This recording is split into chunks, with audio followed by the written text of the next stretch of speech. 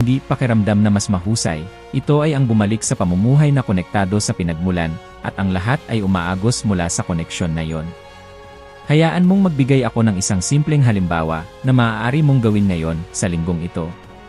Kumuha ka ng kwaderno at, sa loob ng 7 araw, sumulat ng 3 linya gabi-gabi. Una, isang konkretong gawa ng pagsunod na iyong ginawa sa araw na iyon. Ikalawa, isang kagustuhan na iyong isinuko. Ikatlo, isang tao na iyong pinaglingkuran ng palihim.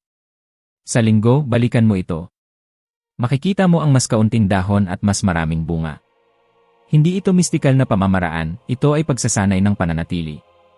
Huwag mong ipagkamali ang pagiging simple sa kahinaan. Ang puno ng ubas ay hindi humihingi ng pagganap, humihingi ito ng pagpapakandili. At dahil may nagtatanong ng mga halimbawa ng mga nagbago ng direksyon nang harapin ang katotohanan ito, tandaan mo si John Newton, ang mangangalakal ng alipin na naabot ni Kristo at, nang sumuko sa pagsunod, nagbunga sa pampublikong pagsisisi at paglilingkod, hindi dahon ng reputasyon, kundi bunga na nagpapakain sa mga henerasyon hanggang ngayon. Ang Amazing Grace ay hindi lamang isang himno, ito ay isang pagtatapat na naging bagong buhay.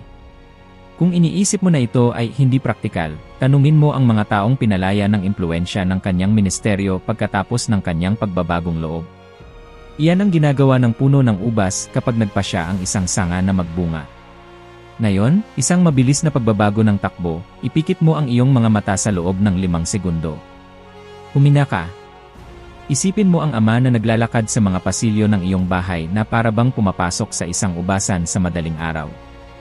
Hindi siya dumarating para siya sa atin ang iyong schedule, dumarating siya para maghanap ng buhay. Kung sa araw na ito ay maingat niyang ilalayo ang mga dahon, ano ang kanyang makikita? Katahimikan na naghahanap, pagsunod na nagbibigay, karakter na lumalaban o dekorasyong panrelihiyon lamang na nandadaya sa sarili natin. Buksan mo ang iyong mga mata. Balik tayo sa esensya. Alam kong mahirap